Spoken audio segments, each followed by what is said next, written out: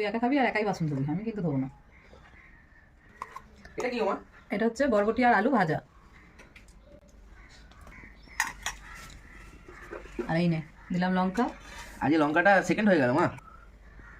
এনে ডাল। আর এনে এখানে শিম, বেগুন, আলু, মূলো আর ফুলকপির যে নরম নরম একদম ডাঁটা হয় সেগুলো দিয়ে বানিয়েছিলাম চচ্চড়ি। একটু ধনেপাতা দিয়েছিলাম, এসব দিয়ে চচ্চড়ি বানিয়েছি। শীতের দিনে কিন্তু এই চচ্চড়িটা খুব ভালো লাগে খেতে। খেয়ে দেখ কেমন হয়েছে। এটা কি বলতো? এটা হচ্ছে জানি না।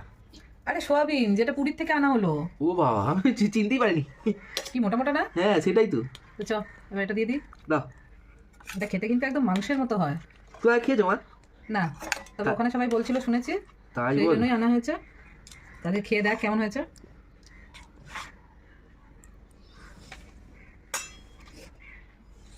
নে এবার শুরু কর।